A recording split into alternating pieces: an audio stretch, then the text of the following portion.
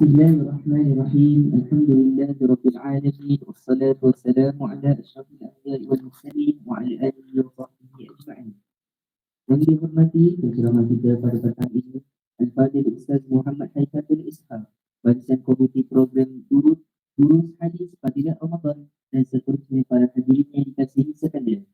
Assalamualaikum warahmatullahi taala wabarakatuh, dan selamat datang saya ucapkan kepada semua.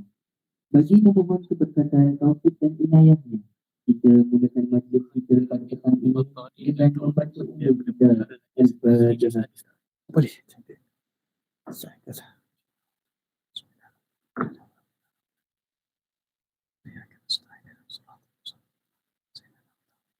Seterusnya, bagi memberkati majlis kita pada petang ini, saya menjemput Brother Ahmad Haziq bin Faisal untuk memimpin bacaan doa pada petang ini. Kita silakan.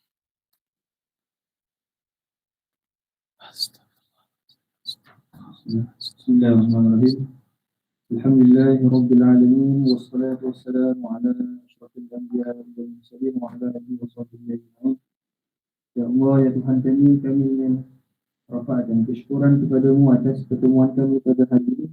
Berikanlah kami hamba-hamba-Mu ini serta syukur terhadap rezeki dan kurniaan-Mu. Sungguhnya Engkau-lah Tuhan yang Maha Memberi. Ya Allah, ya Rahman, ya Rahim, kami berkumpul hari ini untuk menjadikan majlis Durus Hadis Fadilat Ramadan sekali yang kedua, sesi yang kedua. Maka Engkau memudahkanlah majlis ini supaya ia berjalan dengan lancar. Kami ingin menjadi ilmu sebanyak mungkin supaya kami mampu memperkembangkan potensi kami sehingga menjadi hamba-Mu yang Kau redha, ya Allah. Berikanlah ilmu kepada kami, sinarilah hati-hati kami dengan hidayah-Mu.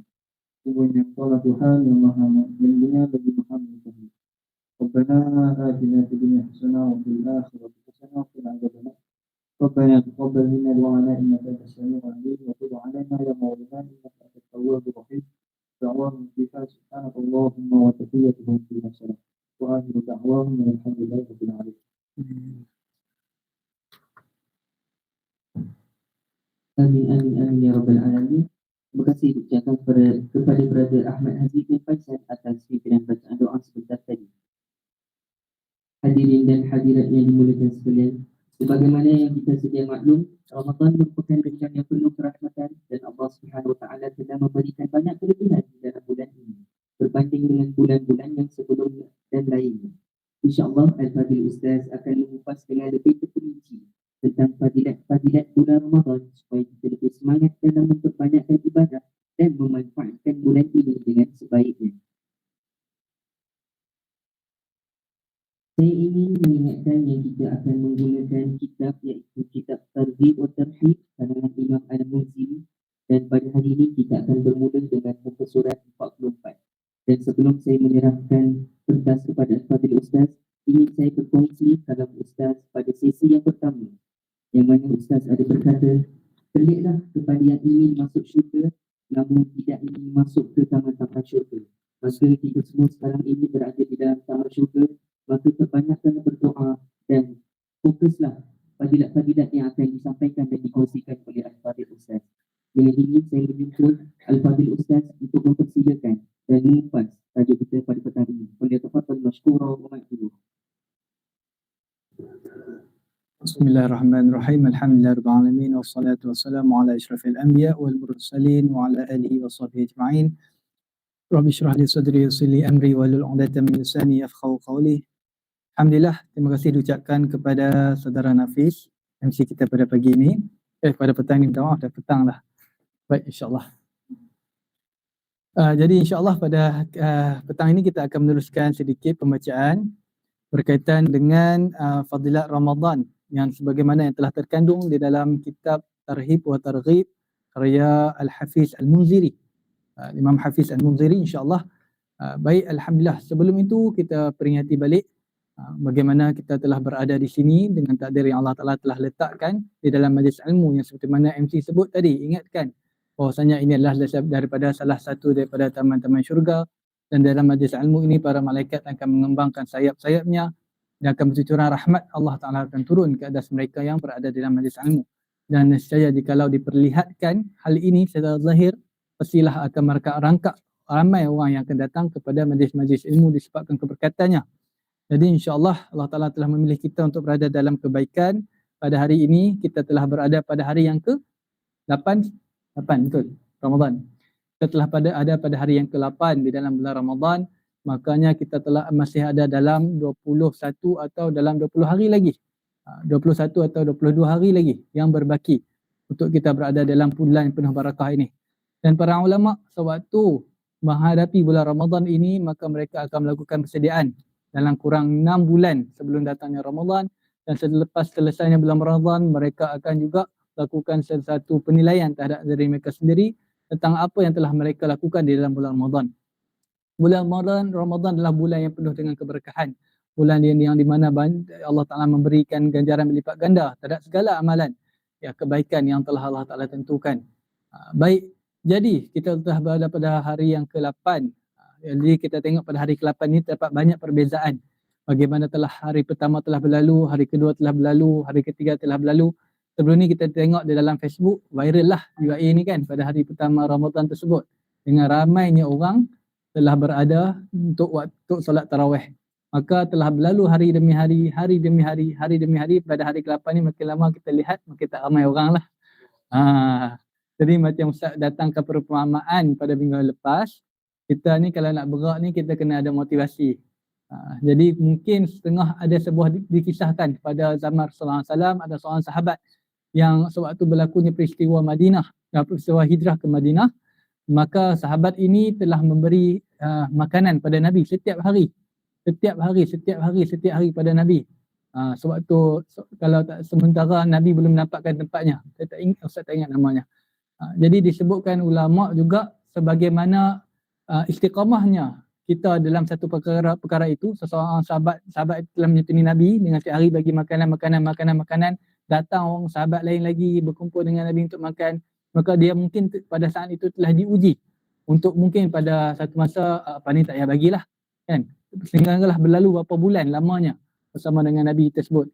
Di situ ada satu penilaian terhadap keimanan seseorang, bagaimana seseorang itu boleh istiqamah terhadap satu kebaikan. Sebab benda yang dimasukkan dengan istiqamah ini bukanlah perkara yang mudah. Ulama telah menyebut al-istiqamah afdalu min alfi karamah. Istiqamah itu lebih afdal daripada 1000 karamat. Kita telah melihat bagaimana mendengar karamat-karamat para awliya yang berjalan di atas air katanya, yang telah berjalan di atas angin katanya. Sedangkan Allah Ta'ala telah menciptakan haiwan-haiwan lain juga mempunyai keupayaan sebegitu. Kita ada orang panggil apa yang macam labah-labah tu jalan tayak. Jadi benda tu bukan satu benda yang menakjubkan. Kalau Allah memberi kekuatan pada manusia untuk melaksanakan benda yang sama. Allah Ta'ala untuk berjalan di atas angin, burung-burung boleh terbang di atas angin. Benda yang sama diberikan. Tapi benda yang paling susah untuk dilaksanakan adalah istiqamah. Melaksanakan perkara itu secara berterusan dan melakukan peningkatan. Maka insya-Allah kita berharapkan Allah Ta'ala memberi kita istiqamah di dalam amalan kita dan memberi kita semangat untuk melaksanakan setiap kebaikan amalan yang kita mahukan, insya-Allah ganjaran daripada bulan Ramadan ini. Baik, kita telah melalui beberapa hadis daripada targhib fi siyami Ramadan ihtisaban, dan beberapa hadis kita telah lalui sebelum ini, iaitu hadis berkaitan dengan ganjaran mereka yang mendirikan malam di dalam bulan Ramadan dan juga mereka yang telah berpuasa di dalam bulan Ramadan. Kita juga telah melalui hadis tentang kelebihan yang telah diberikan kepada umat Nabi Muhammad SAW, tentang 5 kelebihan. Dan juga kita telah melalui hadis juga berkaitan dengan amaran, ancaman terhadap mereka yang tidak mendapat apa-apa kebaikan ataupun tidak berusaha untuk mendapatkan kebaikan daripada Ramadan ini. Dan kita teruskan hadis yang sama juga. Sebenarnya a'udzubillahi minasyaitonir rajim. Bismillahirrahmanirrahim. Allahumma salli ala sayyidina Muhammad. Wa 'anil Hasan bin Malik bin Huwairis an abihi an jaddihi radhiyallahu anhu qala, telah berkata Hasan bin Malik al-Huwairis bin Huwairis daripada bapaknya, daripada datuknya radhiyallahu anhu telah berkata, sa'ida Rasulullah sallallahu alaihi wasallam al-minbara, Rasulullah SAW telah menaiki di atas mimbar, falamma raqiya atabatan, setelah mana Rasulullah telah naik satu anak tangga atau satu peringkat begitu, qala amin, Rasulullah telah berkata amin, summa raqiya ukhra, telah naik satu lagi tingkatan, faqala amin, maka Rasulullah telah berkata amin, summa raqiya atabatan salisatan, ketika telah menaik ke 3 tingkat, faqala amin, sultan telah mengatakan amin, summa qala atani Jibrilu alaihi salam, telah datang kepadaku Jibril alaihi salam, faqala, dan berkata, ya Muhammad, wahai Muhammad, man adraka Ramadana, siapa yang telah mendapati Ramadan, falam yughfar lahu fa'ab'adahu Allah, maka dia tidak dan dia tidak diampuni daripada banyaknya kebaikan di bulan Ramadan ini, maka dia tidak mendapat ampunan, maka fa'ab'adahu Allah, maka Allah telah jauhlah dia ni daripada Allah Ta'ala ni, daripada rahmat. Faqultu amin, maka aku mengatakan amin. Qala wa man adraka walidayhi aw ahaduhuma fadakhala an-nar fa'ab'adahu Allah, maka siapa yang mendapatkan kedua ibu bapanya yang telah tua ataupun salah seorang daripadanya, tapi dia tidak mendapatkan sebarang kebaikan daripada ibu bapanya itu, maka dan dia memasuki neraka, maka Allah, maka celakalah baginya. Faqultu amin, maka aku mengatakan amin. Qala wa man dzukirta indahu falam yusalli alayka fa'ab'adahu Allah, faqultu amin. Maka siapa yang telah disebut padanya akan namamu dan tidak bersalawat ke atasmu, maka telah jauhlah ia daripada rahmat Allah, ataupun telah celakalah ia. Faqultu amin, maka aku mengatakan amin. Riwayat daripada Ibn Hibban pada sahihnya. Baik, sedikit perincian daripada hadis ini. Maka untuk minggu ini saya dah dimaklumkanlah, kita tidak melalui beberapa, tak mentah melalui technicality hadis sangat. Kita akan lebih pada mendapatkan manfaat ataupun faedah daripada hadis tersebut, supaya kita boleh dapatkan perkara itu yang lebih bermanfaat untuk kita, supaya kita boleh melaksanakan puasa dengan lebih baik. Baik, insya-Allah. Maka kalau kita renung daripada hadis ini, kita dapati ada 3 amalan yang padanya terdapat rahsia Allah SWT, dan padanya terdapat kecelakaan bagi mereka yang tidak mendapatkan manfaat padanya. Umpama seperti seorang yang apabila dia telah melalui satu kawasan dipenuhi dengan harta karun, tapi apabila dia keluar daripada tempat harta karun tu, dia tak dapat apa-apa, dia tak mendapatkan sebarang, dia tak ambil sebarang harta daripada tempat-tempat harta karun tersebut. Begitulah juga apabila orang telah ditimpakan dengan 3 keadaan ini. Yang pertama, orang yang apabila telah datang padanya Ramadan, bulan yang penuh dengan harta karun yang Allah Ta'ala berikan, setiap ganjaran diberi ganjaran berlipat ganda, sehingga kan melaksanakan kebaikan juga terasa mudah pada bulan ini, disebabkan bahawa ramainya orang yang melaksanakan kebaikan di waktu ini. Waktu ini masjid-masjid dibukakan, dan juga ada hadis yang kita akan baca selepas ini juga. Syurga itu dibuka, pintu syurga itu dibuka, pintu neraka itu ditutup rapat-rapatnya, dan para jin dan syaitan juga telah diikat, dibelenggu. Dalam hadis yang kita akan bicarakan, maka sungguhnya apabila orang telah diberikan dengan keadaan bersedia macam tu, tapi tak mendapat sebarang manfaat, maka layaklah untuk kecelakaan padanya. Umpama Allah Ta'ala telah menurunkan, terutama dari segi menuntut ilmu lah, apabila Allah Ta'ala telah menurunkan hujan yang lebat, hujan rahmat pada muka bumi, dan kita terlengkupkan besen ataupun baldi tersebut untuk tidak menerima berkat daripada hujan tersebut, itu satu bentuk kecelakaan lah. Padahal Allah Ta'ala telah turunkan rahmat yang melipat ganda, patutnya kita boleh penuhkan kita punya baldi kita dengan ilmu, dengan amalan dan lain-lain tu, tapi kita dengan keadaan itu kita sengaja menutupkan, seolah-olah tak menerima sebarang rahmat daripada apa yang telah ditimpakan dari ke atas kita dengan segala kebaikannya. Ini adalah satu peringatan pada kita untuk melalui Ramadan dengan penuh kebaikan dan cuba menghayati. Kerana apa? Orang yang mendirikan Ramadan ini merupakan salah satu roda syiar Islam. Siapa mendirikan syiar Islam ni, makna dia ni adalah orang yang Allah cintai, Allah Ta'ala berikan kebaikan padanya. Dan tak ada siapa lagi yang nak mendirikan syiar agama ni melainkan kita lah, orang Islam ni. Antara syiar agama ni contoh memuliakan hari Jumaat, memuliakan bulan Ramadan. Itu adalah syiar Islam. Baik, seterusnya.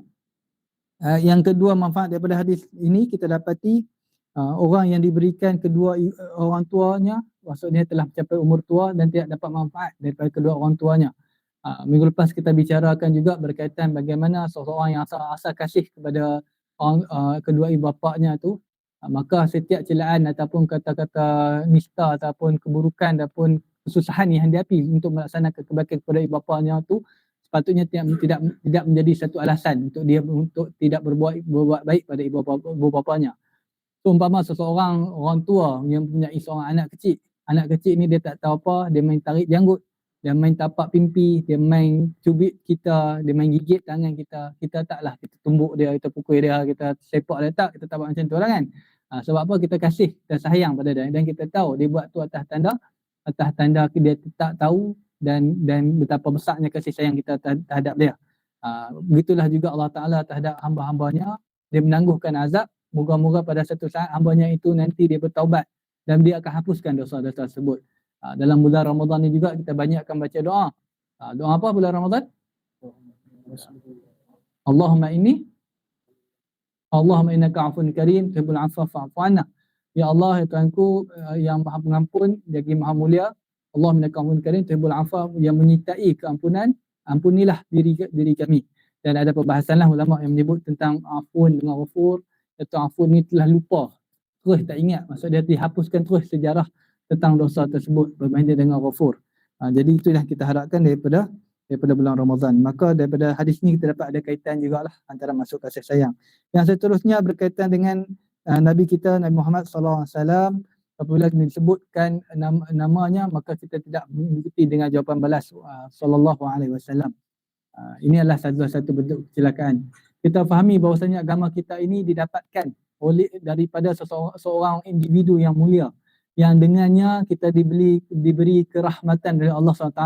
Bahkan kalau ikut akidah Ahlussunnah wal Jamaah, tak wajiblah bagi seseorang, bagi Allah Ta'ala ini untuk menghantarkan Rasul kepada manusia. Itu bukanlah satu kewajipan sebagaimana yang telah yang Mu'tazilah pegang. Mu'tazilah mengatakan bahawasanya wajib bagi Allah Ta'ala untuk mendatangkan Rasul. Kerana apa? Kerana apabila tidak mendatangkan Rasul, maka Allah Ta'ala itu telah menjadi zalim. Kerana dia akan mengazab kita apabila kita tidak melaksanakan ketaatan padanya. Berbeza pula dengan fahaman Asy'ariyah mengatakan itu adalah satu rahmat. Maka apabila kita dihukum pula, itu adalah satu keadilan Allah SWT.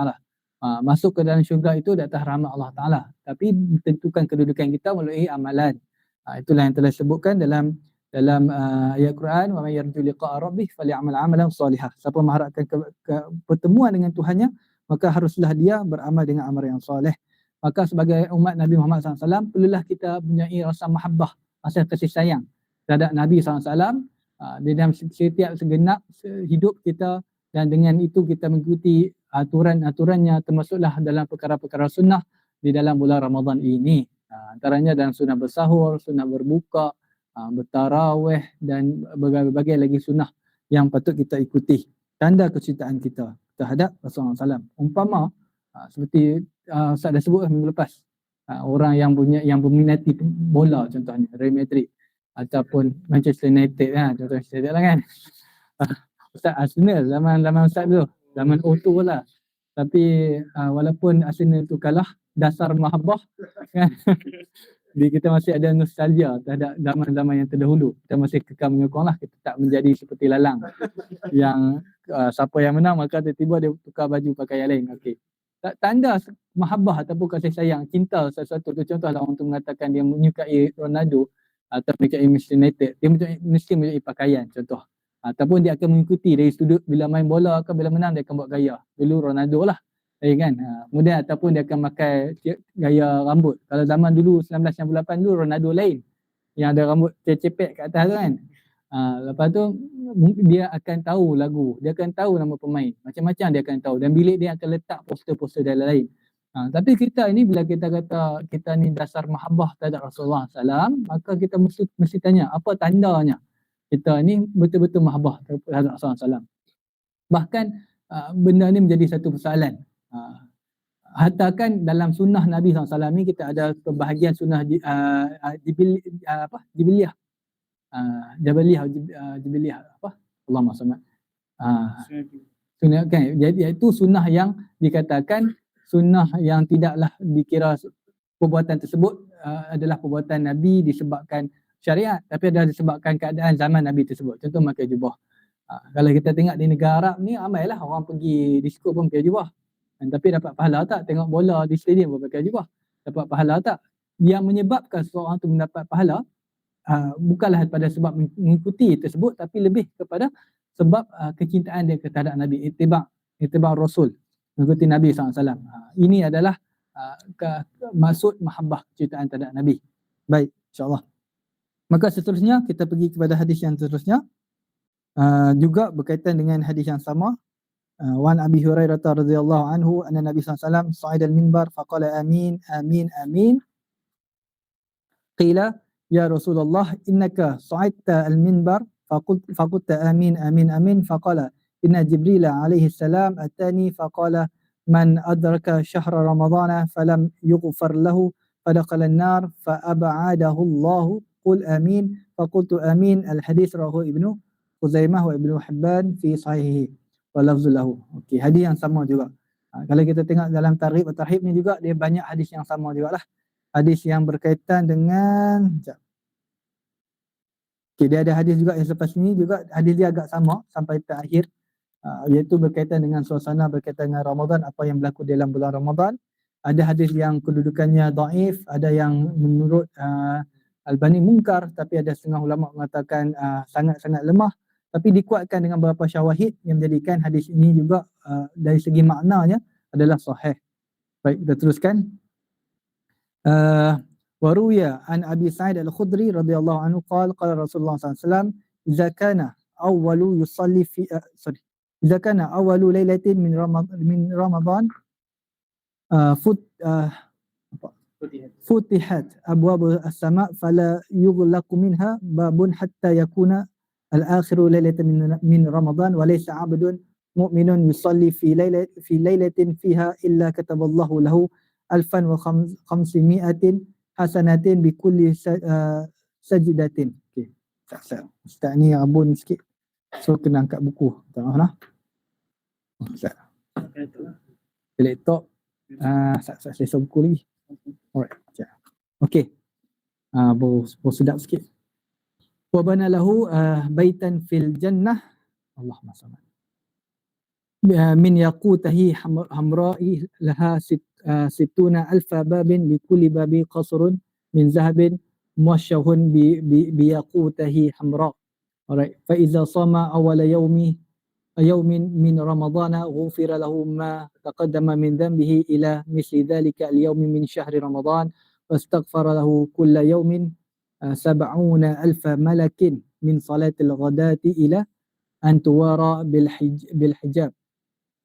وكان له بكل سجدة يسجدها في شهر رمضان بليل أو نهار شجرة يسير الراكب في ظلها 500 عام. اوكي رواه البيهقي. قد روينا في الأحاديث المشهورة ما يدل على هذا أو لبعض المعنى كذا قال رحمه الله. Baik, hadis ni juga hadis ni telah disebutkan tentang ganjaran-ganjaran berkaitan dengan tentang apa yang berlaku pada awal-awal Ramadan, antaranya pintu langit dibuka dan juga hinggalah tidak akan tertutup sehinggalah pada akhir Ramadan. Sungguhnya hamba yang mukmin yang telah solat pada malamnya telah akan ditulis kebaikan padanya, antaranya sampai 1,500 kebaikan dalam setiap sujudnya. Okey, dan telah dibina padanya rumah-rumah daripada di syurga yang terbina daripada yakut. Dan yakut ni teringat satu qasidah yang makruf juga. Yakut ni permata lah kan. Qasidah yang saya pernah dengar dulu. Muhammadun basyarun lakal basyari bahuwa kal yaquti bainal ajari. So yakut lah, ambil kat situ yakut iaitu permata. Nabi Muhammad SAW ni adalah permata sebagaimana permata dia di antara batu-batu. Fababin bikulli babin qasrun min zahabin. Ini semua berkaitan dengan ganjaran lah tentang apa yang dibina di dalam syurga. Jadi terlalu banyak lah yang telah disebutkan dan istighfar padanya juga pada setiap hari, apa banyak malaikat daripada setiap waktu. Okay, alright, kemudian kita terus lagi lah sebab hadisnya ni agak berkaitan. Sungguhnya wa'an Salman radhiyallahu anhu qala khatabana Rasulullah sallallahu alaihi wasallam fi akhir yawmin min Sya'ban qala ya ayuhan nas qad adhallakum syahrun azimun mubarakun. Okey, telah berkata daripada Salman radhiyallahu anhu telah berkata, telah disampaikan radhiyallahu anhu pada akhir bulan Syaban mengatakan, wahai manusia, telah menunggu padamu akan bulan yang sangat agung, yang sangat berkah, syahrun fihi lailatun khairun min alfi syahrin, padanya satu malam yang lebih afdal, lebih baik daripada seribu bulan. Syahrun ja'alallahu siyamahu faridatan, bulan yang telah menjadikan padanya puasa padanya suatu kefarduan, wa qiyama lailihi tatawuan. Begitu jugalah berkaitan dengan mendirikan malamnya, ini satu bentuk ketaatan kepada Allah Ta'ala. Man taqarraba fihi bi khaslatin minal khair kana kaman adda faridatan fima siwahu. Siapa yang mendekati kepada Allah Ta'ala dengan kebaikan akan menjadikan pahala padanya seakan-akan pahala fardu. Wa man adda faridatan fihi kana kaman adda sab'ina faridatan fima siwahu. Siapa yang melaksanakan wa man adda faridatan fihi, melaksanakan fardu, maka gandaan padanya seakan 70 kali ganda. Wa huwa syahru ianya adalah bulan kesabaran.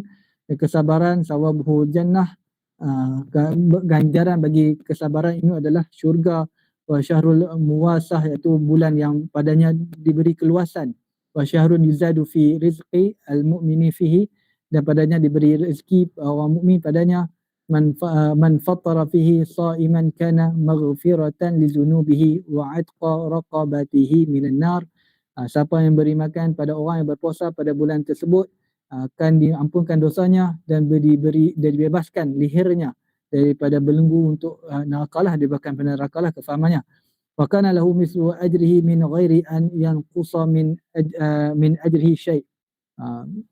Dan siapa yang, maksudnya ganjaran yang diberikan tidak akan kurang. Maksudnya kalau buat kebaikan lah. Kalau mislu ajrihi min ghairi an yanqusa min ajrihi syai'. Qalu ya Rasulullah, telah bertanya para sahabat pada Rasulullah, laisa kulluna yajidu ma yufattiru as-sa'ima, maka kami tidak ada apa yang kami boleh bagi pada orang yang untuk buka puasa. Faqala Rasulullah SAW, maka Rasulullah SAW telah berkata, yu'tillahu hadha as-sawaba man fattara sa'iman ala tamratin. Diberikan pada ganjaran ini untuk mereka yang walaupun hanya memberi hanyalah sebutir kurma, au ala syarbati ma'in, ataupun hanyalah seteguk air, au mazqati labanin, ataupun hanyalah satu rasa daripada susu. Wa huwa syahrun awaluhu rahmah, bulan pada awalnya rahmah, awsatuhu maghfirah, pertengahannya pengampunan, wa akhiruhu atqun minan nar, perakhirannya pembebasan daripada api neraka. Man khaffafa an mamlukihi fihi ghafarallahu lahu, siapa yang memberi keringanan pada apa yang dimilikinya daripada hamba ataupun pekerja, maka Allah Ta'ala akan beri keampunan padanya. Wa ataquhu minan nar, pembebasan daripada api neraka. Wastaktsiru fihi min arba'i qisalin, maka perbanyaklah padanya 4 perkara. Yang pertama, khaslataini turduna bihima rabbakum, 2 perkara itu adalah satu bentuk yang Allah Ta'ala redha padanya. 2 perkara tersebut, wa khaslataini la ghina'a bikum anhuma, 2 perkara lain itu tak dapat satu perkara yang kamu tak dapat lepas ataupun kamu memerlukan akannya. Fa ammal khaslatani, dan 2 perkara yang awal itu, allatani turduna bihima rabbakum, 2 perkara yang diperlukan ataupun yang diredai, yang Tuhan kamu redai padanya. Fa syahadatu an la ilaha illallah, bersyahadahlah la ilaha illallah, wa tastaghfirunahu, dan mohon keampunan padanya. Wa amma qaslatani, 2 perkara lagi, allatani la ghina'a bikum anhuma, yang kamu tak memerlukannya. Fa tas'alullaha jannah, mohonlah padanya jannah, pada Allah Ta'ala syurga. Wa ta'udzuuna bihi minan nar, memohon perlindungan daripada api neraka. Wa man saqa sa'iman saqahu Allahu min haudi, siapa memberi hilangkan kehausan bagi orang yang berpuasa, maka Allah Ta'ala beri kehausan, hilangkan kehausan daripada telaganya, iaitu haud, syarbatan, dengan satu teguknya, la yasma'u, dia tidak akan dahaga hatta yadkhulal jannah, hinggalah dia masuki syurga. Panjang hadisnya, riwayat Ibnu Khuzaimah. Hadis ini juga sama dengan hadis lepasnya nanti, dan beberapa hadis semua yang lain juga berdekatan maksudnya. So hadis ni ada yang menyebut bahawa terdapat masalah dari segi rawi lah, segi munkar, tapi ada yang berdapat dhaif jiddan. Tapi kita hadis-hadis yang berikutnya ni kita dapat adalah menguatkan hadis, makna dalam hadis tersebut. Antaranya di dalam hadis yang telah disebutkan an Abi Hurairah radhiyallahu anhu anna Rasulullah sallallahu alaihi wasallam qala idza jaa Ramadan futihat abwabul jannah wa ghulliqat abwabun nar wa suffidatil syayatin.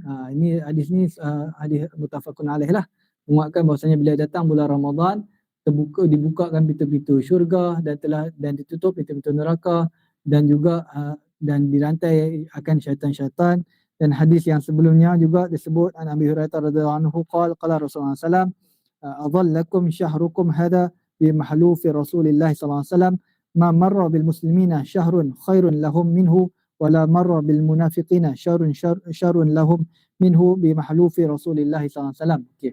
Hadis ni yang menyebutkan dari hadis daripada Abu Hurairah radhiyallahu anhu juga mengatakan bahwasanya Rasulullah SAW bersabda telah menaungi padamu ataupun telah dinaungkan ke atasmu akan satu bulan yang mana Rasulullah SAW telah bersumpah ke atasnya, iaitu satu bulan yang apabila berlalu padanya bulan ini adalah sebuah kebaikan kepada orang Muslim dan juga merupakan satu keburukan ke atas orang munafik. Kerana apa? Kerana dalam bulan-bulan Ramadan juga orang Muslim ni yang mengharapkan ganjaran pada Allah Ta'ala ni, dia akan berusaha sedaya upaya untuk mendirikan bulan ini. Padahal yang sebaliknya golongan munafik merasakan keberatan terhadap bulan ini untuk melaksanakan kebaikan. Sebagaimana merasa beratnya mereka untuk melaksanakan solat subuh dan solat isyak secara berjemaah. Inna Allah la yaktubu ajrahu wa nawafilahu qabla an yudkhilahu. Maka Allah telah mencatatkan kebaikan lagi bagi sebelum datangnya, sebelum masuk lagi bulan ini, dan juga waktubu israhu wa syaqa'ahu qabla an yudkhilahu, dan juga mencatatkan kehinaan ataupun keburukan sebelum untuk masuk lagi pada bulan ini. Wa kadzalika anal mu'mina yu'addu fihi al-quta minan an-nafaqati lil ibadah. So dalam bulan ini Allah Taala memberi sustenance ataupun keperluan lah kepada seorang mukmin itu, dan seterusnya. Untuk orang-orang munafik ini, dia ni adalah mengikuti dari segi kelalaian di belakang orang-orang mukminin, dan begitulah juga pada mereka ini seperti yaqtanuhu al-fajir. Dia ni mengikuti, dia hanya mengikut saja, mereka tak bekerja untuk mendapatkan manfaat, dan mereka ni hanya kutip-kutip saja saki-baki yang ada pada kemuliaan bulan ini. Ini yang telah disebutkan dalam riwayat Ibnu Khuzaimah. Hadis yang seterusnya juga hadis yang berkaitan dengan yang sama, dibukanya pintu-pintu rahmat dan tutupnya pintu-pintu jahanam di dalam bulan Ramadan, dan juga disebutkan tentang para syaitan juga diikat di dalam bulan Ramadan ini. Begitu juga jadi tentang pembahasan ini ada dikatakan secara hakikian memang syaitan juga diikat, dan disebutkan juga ada yang dimasukkan juga tentang bertebarannya kebaikan. Bahawa syaitan ini berjalan di dalam darah anak Adam ni berarti selalu buluh darah kan. Dan satu hadis yang lain yang disebutkan. Maka bila datang bulan puasa ini ada antara pendapat ulama lah berkaitan dengan maksud hadis ini. Ada yang mengatakan secara zahir memang hakikat itu, ada yang mengatakan disebabkan luasnya kebaikan pada bulan ini, maka menyebabkan seolah-olah tak dapat kemungkaran itu dah tak dapat dilaksanakan, hatta orang yang paling kedekut sekalipun dalam bulan ini akan menjadi sangat pemurah kalau kat dengar Arab lah. Kemudian seterusnya Rasulullah SAW juga bersedekah seperti lajunya angin yang datang. Kemudian ada juga yang mengatakan pendapat iblis syaitan diikat ni sebab apa? Bila kita berpuasa, nafsu kita ini diikat, dan lalu buluh kita ini dan darah kita ini juga disempitkan, maka laluan-laluan iblis syaitan ini menjadi sempit, maka seolah-olah mereka ini juga diikat.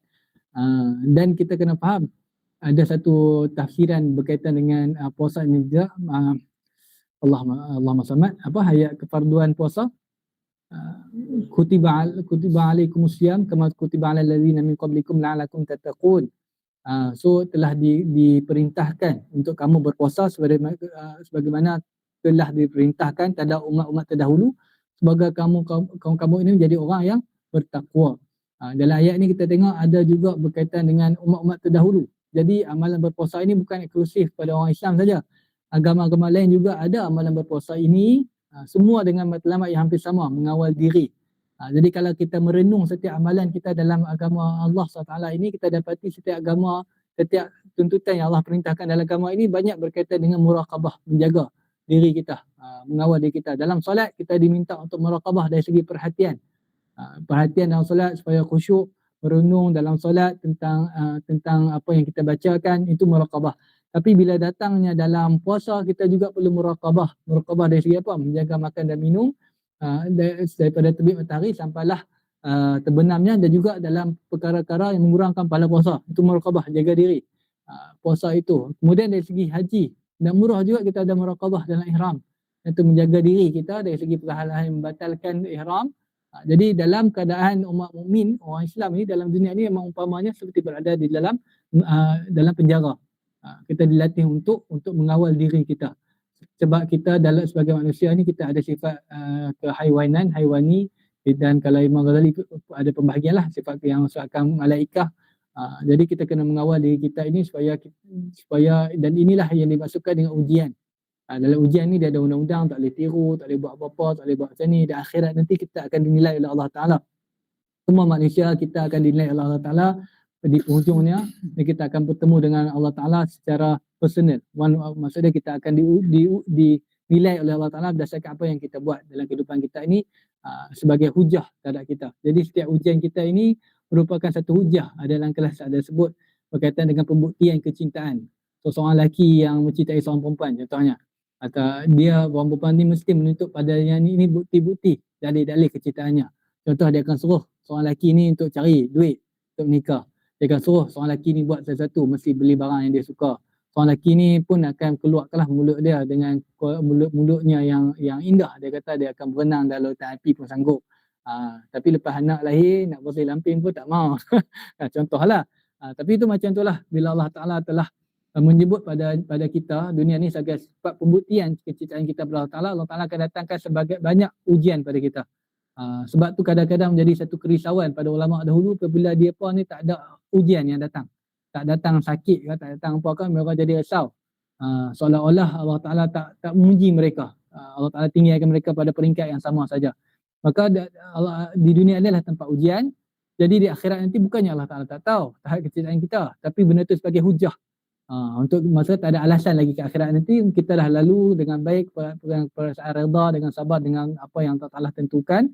Makanya itu tu adalah pendirian hujah kita terhadap apa yang telah kita lalui. Itulah dunia sebagai hujah. Kemudian kat mana dah kita? Alik elok lah.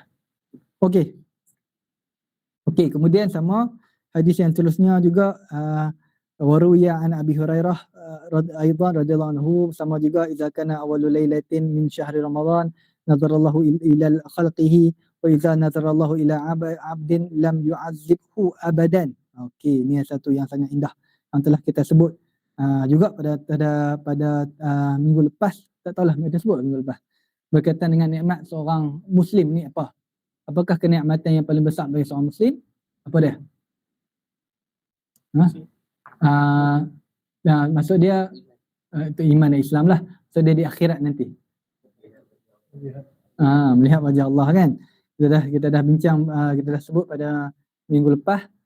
Ni hadis ni menyebut dengan terang-terang bahwasanya idza kana awwalul lailatin min syahri Ramadan, pada awal permulaan Ramadan ini Allah Ta'ala akan melihat kepada hamba-hambanya. Wa idza nazarallahu ila 'abdin lam yu'azzibhu abadan. Bila Allah Ta'ala melihat pada hambanya, maka Allah Ta'ala tidak akan mengazabnya. Dan itulah yang dimasukkan ganjaran bagi seorang mukmin ni yang paling besar apabila kita dapat melihat Allah Ta'ala di akhirat, masuk syurga dan Allah Ta'ala redha dengan kita. Seumpama seperti seorang bapa ataupun seorang mak lah, dia kata aku bangga dengan kamu, anak kamu. Katalah sahabat-sahabat kita ni kata satu hari bergraduasi. Bulan puasa ni kita lidah jadi lain macam sikit. Dia tak cukup protein. Tapi ini semua ujian, alhamdulillah. Pagi kita makan buah tamar dengan apa? Mentega. Viral lah ni kan. Tapi sedap. Okey, jadi alhamdulillah. Uh, jadi macam itulah umpama seorang kita dah usaha macam-macam mengaji kan, ngaji elok-elok sampai habis dan graduate nanti tiba-tiba bapak kita datang dia tengok kita dengan pandangan mata yang berceceran air mata dengan keadaan sayang pada kita, bangga dengan kita. Itulah antaranya yang kita boleh faham. Perumpamaan Allah Taala ni dia dalam Quran pun datang perumpamaan yang mudah kita fahami. Sebab apa kalau disebutkan tentang apa-apa yang ada dalam syurga ni satu benda yang tak pernah mata lihat, tak pernah telinga dengar dan tak pernah apa satu lagi terbayang dalam fikiran lah kan, yang tak pernah terbayangkan dalam fikiran. Maka didatangkan perumpamaan ini untuk memudahkan kefahaman. Begitu juga yang Ustaz bawa ni perumpamaan ni supaya nak mudahkan fahaman. Bukanlah maksud macam Allah Taala ni bapak kita, taklah. Tapi perumpamaan macam tu apabila kita telah tunaikan pekerjaan kita, hal kita, tanggungjawab kita dengan sebaiknya, dan pada satu hari nanti kita akan bertemu dengan Allah Ta'ala. Allah akan tengok kita dengan pandangan ihsan dan rahman dengan penuh kasih sayang, dan Allah Ta'ala menyebut bahawa Allah Ta'ala reda dengan kita. Itulah kebanggaan, kecintaan yang paling besar bagi seorang mukmin. Allah Ta'ala telah reda kita tu, kita amanlah, selamatlah hidup kita lama-lamanya. Umpama seorang bapa bila dia tengok anak dia berjaya, dia kata I'm proud of you, kata dia tepuk kan, I'm proud of you. Kita rasa lain macam lah. Banggalah kita kan. Itulah perasaan dia. Ni tambah lagi Tuhan kita yang Maha Agung lagi Maha Besar, insya-Allah. Okey, tak apa. Okey, semua hadis ni sama sebenarnya. Sama aja. Sampailah ke hadis yang panjang sikit ni. Waruya an Ibnu Abbas radhiyallahu anhuma annahu sami'a Rasulullah sallallahu alaihi wasallam. Apa? Nanti kita akan bahas pada pertemuan seterusnya. Okey, hadis sebelumnya pun sama kan. Atakum Ramadhanu syahru barakatin, sama yaghshakumullahu fihi fayunzilu ar-rahmah wa yahuttu al-khataya, dihapuskan keburukan, wa yastajibu fihi ad-du'a, dikabulkan padanya doa-doa, yanzurullahu ta'ala ila tanafusikum fihi wa yubahi bikum malaikatahu fa'arullahu min anfusikum khaira fa inna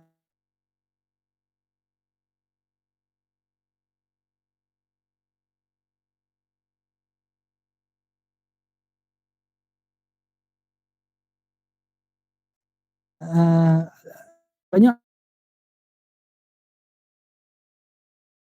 untuk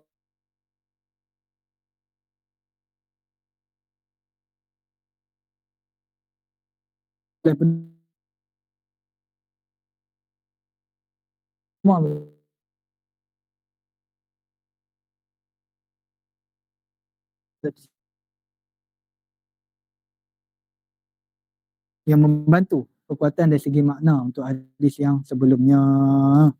InsyaAllah, jadi pada pertemuan seterusnya kita akan teruskan hadis yang panjang ni lah, dan kita tengoklah makna yang seterusnya, insyaAllah. Oh, dalam suku. Okey, tak baca pula syarah ini. Okey, tak apa. Tak kisah kalau kupas, bolehlah kalau nak kupas.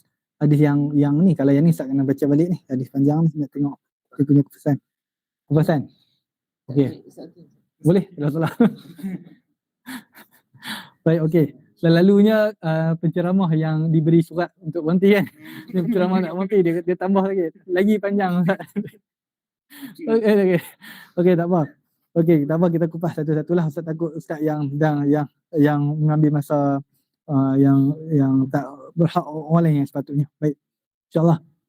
Baik, jadi apabila kita renung balik tentang hadis-hadis ni, kita sebut satu, bulan Ramadan ni bulan yang penuh dengan barakah, dibukakan pintu-pintu kebaikan padanya dan tutup pintu-pintu keburukan.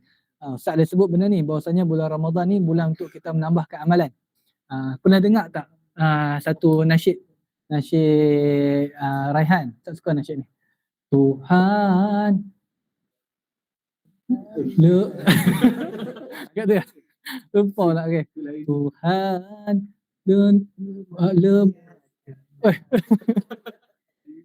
aduh, sayang pula. Balik.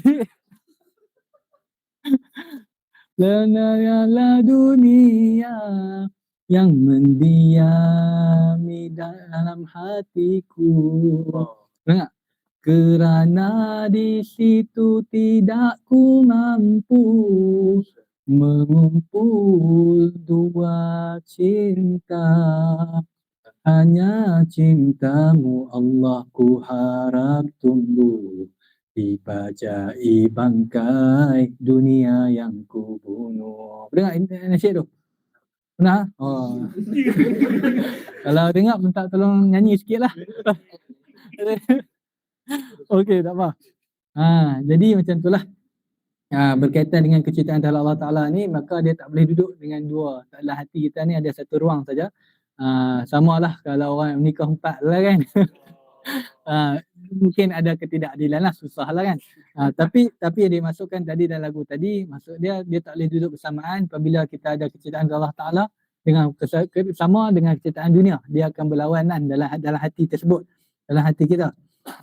Maka Allah Ta'ala telah menjadikan bulan Ramadan ni sebagai satu bulan yang padanya terdapat banyak amalan.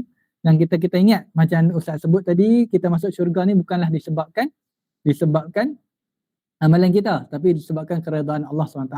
Tapi apa amalan ini? Amalan ini adalah satu bentuk hadiah. Umpama perhiasan. Kita maklum setiap amalan kita, contoh membaca Quran, pada akhirat nanti akan dijemakan menjadi satu, sama ada kalau kita lah amalan kita sikit jadi seorang perempuan tua. Kalau amalan kita kuat menjadi seorang lelaki yang perkasa pada akhirat untuk membantu kita untuk menjawab soalan-soalan dalam kubur. Amalan-amalan kita inilah yang akhirnya akan dijemakan. Samalah datang Ramadan ni kita ada amalan. Allah Ta'ala jadikan bulan Ramadan ni untuk kita mendapatkan hadiah-hadiah yang banyak. Antaranya kalaulah sebelum ini kita solat malam, sebelum ini kita solat tarawih. Bila datang selepas bulan Ramadan ni kita bolehlah buat 2 rakaat, mungkin witir kita boleh kekalkan. Sebelum ni kita payah untuk bangun pagi untuk sahur, untuk bangun solat tahajud 2 rakaat. Datang bulan Ramadan kita boleh bersahur pagi contohnya. Dan datang lepas bulan Ramadan mungkin kita tak puasa lagi dah, tapi kita boleh dapatkan amalan 2 rakaat sahur. Dan amalan sahur, amalan bangun pagi ni amalan yang sangat kuat lah, sangat hebat lah. Kalau geng tabik ni sebut pendakwah yang tak bangun pagi ni bohong lah. Dia sebab amalan-amalan kita ni ada amalan yang mungkin besar di sisi Allah Ta'ala. Contoh macam Ustaz bercakap sekarang ni, mungkin nampak orang lain semua nampak, tapi di sisi Allah Ta'ala tu benda tu kecil saja. Tapi ada amalan-amalan yang mungkin kecil di sisi Allah Ta'ala yang kita buat dalam keadaan tersembunyi. Sebab kita ni juga manusia, kita ada aib-aib kita yang Allah Ta'ala sembunyikan. Jadi kita kena ada amalan-amalan yang kita sembunyikan juga, supaya bila amalan-amalan ini yang kita lupakan sekarang ni, di akhirat nanti kembali pada kita dalam keadaan besar. Contoh kita bangun malam, dalam Ihwalat dia sebut tentang seorang tabi'in tu sebut, dia seorang bermimpi dengan tabi'in ini dan dia bertanyakan, wahai tabi'in, apakah yang keadaan kamu di dalam syurga, di dalam kubur nanti? Tabi'in tu jawab, telah tak ada hasil lah, maksudnya tak ada guna lah ilmu-ilmu yang aku mengaji, apa semua tu, tak ada apa-apa pun. Yang kekal pada aku hanyalah solat malam yang aku dirikan bersendirian dengan Allah Ta'ala. Sebab itu yang dinilai lebih besar pada Allah Ta'ala. So kita mungkin amalan kita yang kita nampak kecil, contoh kita pergi kat masjid, jangan bagi nampak apa-apa nampak pun. Kita sedekah, duit sikit. Tutup, hilangkan dari fikiran kita, silat-silat benda yang kita sedekahkan itu nanti pada akhirat nanti akan kembali pada kita lebih besar daripada nilai yang mungkin kita buat dakwah 10 tahun, 20 tahun. Kita ceramah banyak-banyak, tak ada nilai. Disebabkan kecelaruan dari segi keikhlasan kita. Satu amalan yang dengan niat, dengan satu amalan yang mungkin kecil tapi kerana niatnya mungkin jadi besar pada Allah Ta'ala. Satu amalan yang mungkin nampak besar, sedekah ke, kita adalah yang baril-baril pergi umrah ke kan, buka baju apa semua kan. Mungkin menjadi kecil di sisi Allah Ta'ala disebabkan niat juga. Tambah-tambah zaman sekarang ni memang orang mengejar untuk nampak, untuk diberi perhatian, naik status macam-macam apa semua tu. Atau kan pada zaman-zaman ni Ustaz lah, pengalaman dulu waktu zaman peralihan media sosial, media ni, handphone ni masih baru lagi, internet ni masih baru lagi, 1992 Ustaz lahir. Jadi waktu tu kita kadang-kadang pemikiran kita ni, kita berfikir ni bila datang hikmah ni, hikmah itu datang dalam bentuk yang kita yang tak boleh nak terjemahkan dalam kata-kata dan lain. Tapi sekarang ni kalau datang hikmah ni, automatically dia akan cuba nak susun jadi satu ayat yang untuk tulis status kat Facebook lah, contoh kan. Tentang fikiran benda-benda, kalau nak susun ayat ni datang dalam kataan yang memungkinkan untuk kita keluarkan dalam tulisan.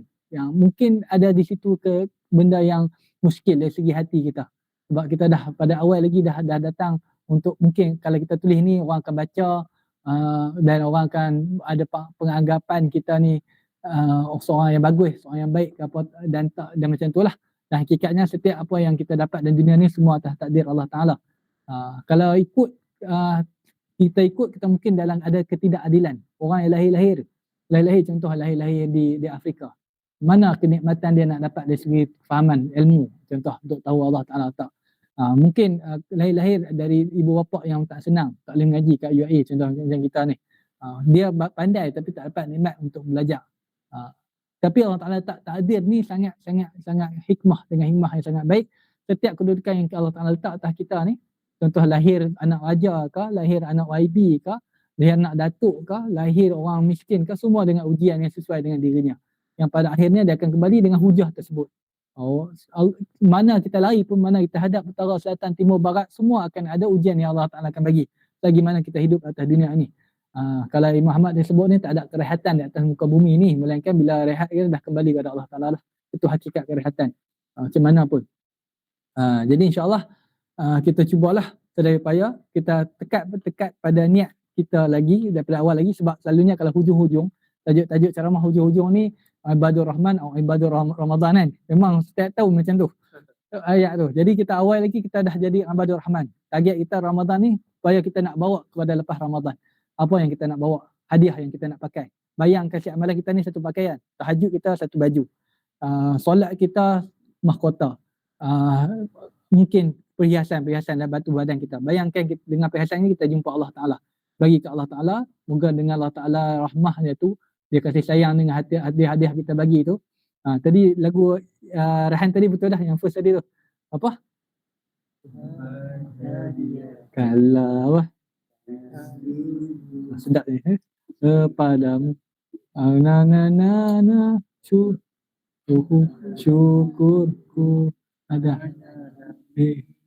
Apa yang siram tu? Siram. Tak benar? Mungkin tak sejenis air Kausar lah.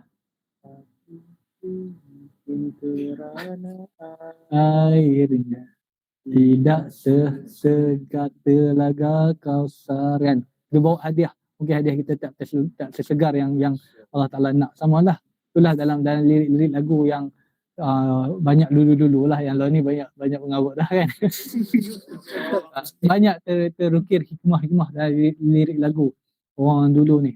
Mungkin sebab dia orang dulu tak guna benda sosial sangat. Jadi dia tengok banyak alam. Jadi datang Allah Ta'ala bagi hikmah tu. Jadi dia tulis benda tu dari hati dia orang. Dia tulis ayat tu. Dan lagu tu menjadi pesan pada kita. InsyaAllah. Jadi macam itulah. Moga hadiah kita bawa ni daripada Ramadan ni. Moga Allah Ta'ala terima. Moga hadiah yang segar, bugar. Hadiah yang boleh mendapatkan kita redha Allah Ta'ala untuk kembali padanya nanti. Dan dengan redha Ta'ala tu Allah Ta'ala menjadikan kita dari kalangan kekasihnya. Kalau tak dapat jadi kalangan kasihnya pun, jadi kekasih kepada kasihnya. Kalau tak dapat jadi kasih antara kasihnya pun, cukuplah kasih antara kasih dan kasihnya pun. Tu kita punya, sebab kita ni orang insan yang lemah lah. Tak dapat yang paling jauh pun kedudukan kita. Contoh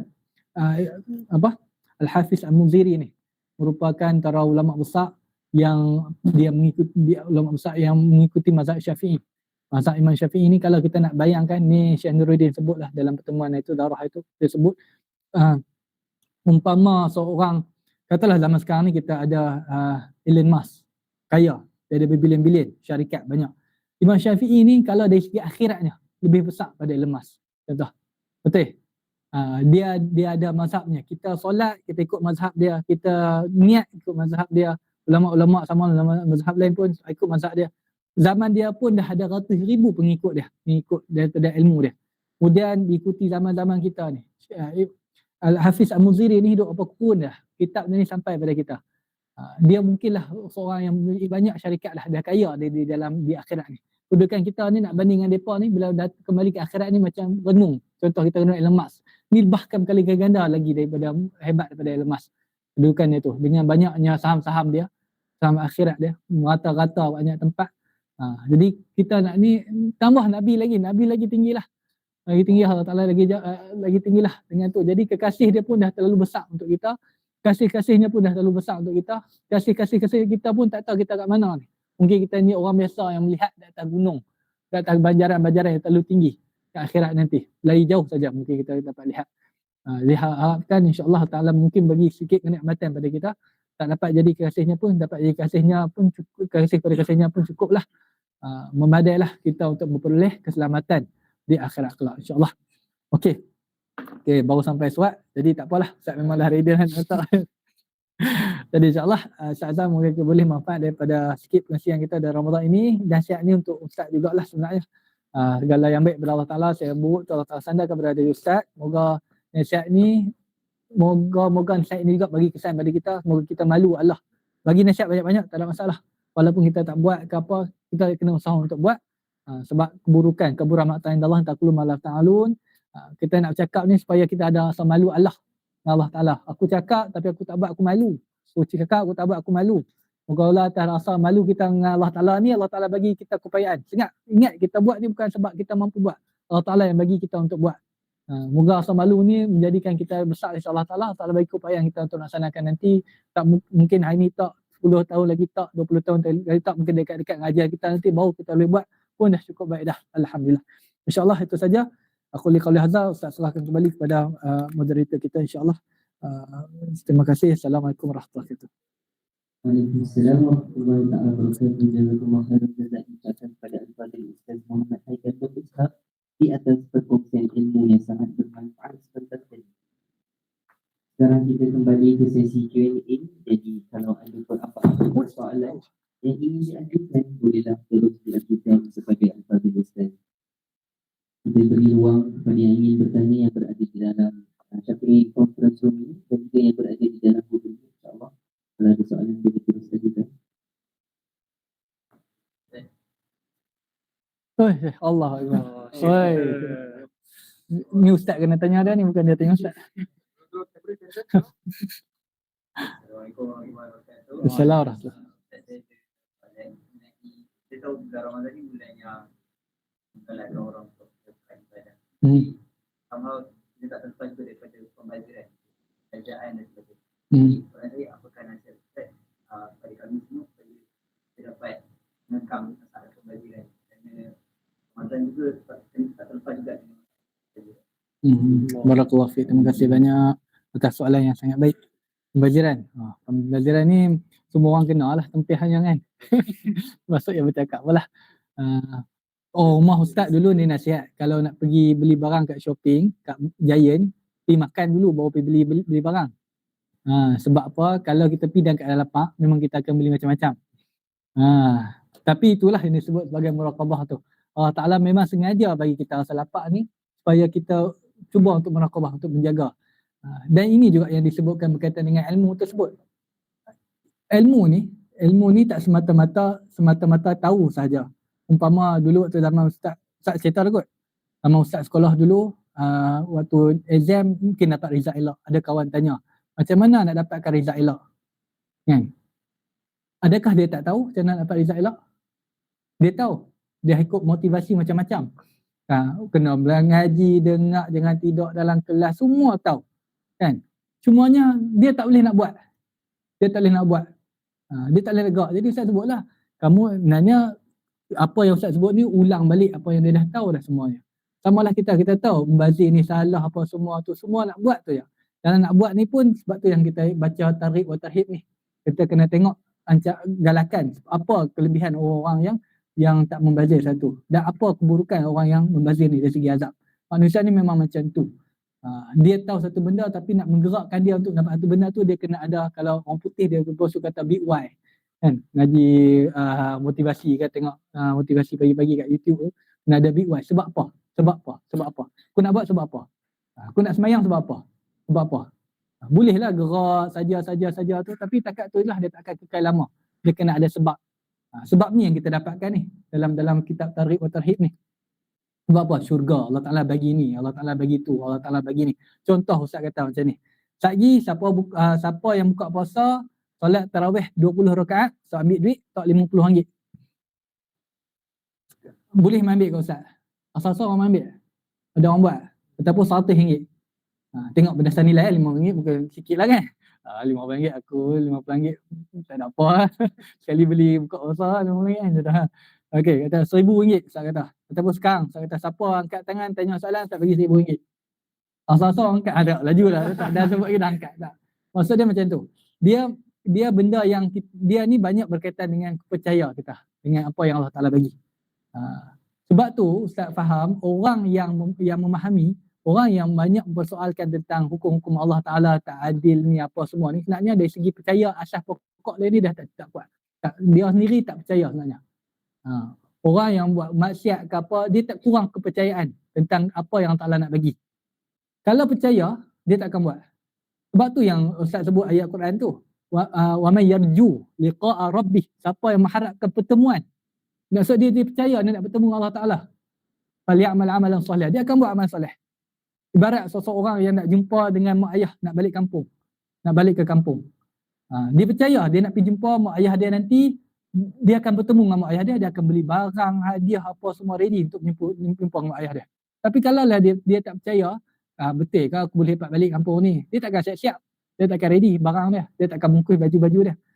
Samalah kita. Kalau kita betul-betul percaya dengan ganjaran Allah Ta'ala, memang kita akan buat. Masalah dia ni kat kepercayaan pokok. Sebab tu kita kena selalu diingatkan, lalu balik kita kena buat amalan, kena tengok hikmah, kena dengar kuliah-kuliah ilmu ni, dia menguatkan hati balik. Untuk kita kuatkan balik, sebab apa kita nak buat ni? Sebab apa? Tak apalah. Mungkin kita ni lemah dekat ni, aku nak dapat ganjaran mahligai. Buatlah. Nanti lama-lama bila kita dah ada kecitaan, baru kita akan lebih redha untuk buat dengan keadaan ikhlas. Permulaan memang macam tu. Permulaan memang mula dengan macam tu. Dalam bab membazir ini pun sama. Dalam bab membazir pun ini pun sama. Kalau nak cara praktikal, kalau nak tu cara Qur'aniah lah. Kalau nak cara praktikal, belilah yang sikit dulu, makan dulu, nanti dah lepas solat baru makan balik, barulah perut dah penuh, barulah kita tak beli banyak. Ataupun kita tak makan banyak, beli sikit pun tak apa. Sebab kita ada pengalaman hari pertama, hari kedua, hari ketiga, hari keempat, takat senduk mana je pergi beli dekat Evoke tu kan. 1, 2, 3 senduk, mai waktu buka puasa, dah makan 3 senduk, dah tahu dah sengkok lah. Lagi dah nak solat tak larat. Okey, tahu dah esok 2 senduk pula. 2 senduk je. Esok 2 senduk je. Tu kita dah eksperimen. Okey, esok 2 senduk okey. Tak apalah, apa ni buatlah. Kadang-kadang mai kita tengok sikitnya, orang lain duk kalut pergi beli ambil banyak senduk ni. Aku puasa macam nak ambil banyak jugalah. Kan, duk kalut nak beli makan. Macam itulah kita. Itulah manusia. Itulah nama muraqabah. Nak jaga jiwa kita. Setiap muraqabah ni berbeza, Allah Ta'ala akan nilai berdasarkan kesusahan diri kita rasa. Tengah orang Allah Ta'ala bagi penyakit mental. Nak buat satu benda ni mungkin susah untuk dia. Kita buat mudah aja. Tapi sisi Allah Ta'ala benda tu besar untuk dia. Dan dia akan dapat pahala berdasarkan kesusahan yang dia alami itulah. Sangat mudah untuk kita. Tapi ada benda yang kita susah untuk kita. Benda tu mungkin dapat pahala lebih besar untuk kita nanti. Samalah pengorbanan yang lebih berat untuk kita buat, itu yang lebih besar dari Allah Ta'ala. Okey, insyaAllah. Barakallahu fiik. Terima kasih kepada Ustaz Aikal atas penerangan yang diberikan kepada soalan yang ditujukan oleh Belajar Amal Hati. Selain dari itu, saya juga ingin berkongsi yang kita boleh juga makan dengan tokoh buku surat dalam ajak nombor. Maka dengan itu berakhir sudah sesi soal jawab kita pada petang ini, sekaligus mengakhiri program kita pada sesi yang kedua ini. Saya mengucapkan ribuan terima kasih sekali lagi atas kesudian Ustaz untuk bersama dengan kita pada petang ini. Semoga Ustaz sentiasa dirahmati dan dikurniakan kesihatan yang baik untuk terus menyebarkan mutiara ilmu hadis kepada kita semua. InsyaAllah. Amin. Saya mewakili komiti program ingin mengucapkan ribuan terima kasih kepada semua atas kesudian untuk hadir pada program kita pada petang ini. Kami juga ingin memohon maaf atas sebarang kekurangan sepanjang program ini berlangsung. Sebelum melabuhkan tirai, para peserta diingatkan untuk mengisi evaluation form dan juga attendance form yang terdapat di ruang yang komen dan juga slide yang dipaparkan.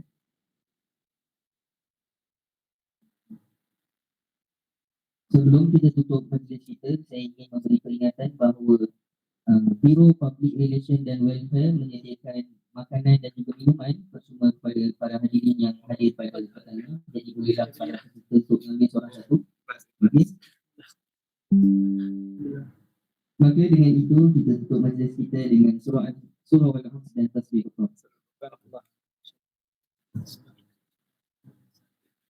Assalamualaikum warahmatullahi taala wabarakatuh. Terima kasih sekali lagi kepada Ustaz Haikal dan terima kasih kepada semua. Semoga kita dapat berjumpa lagi pada sesi yang akan datang. InsyaAllah. Amin.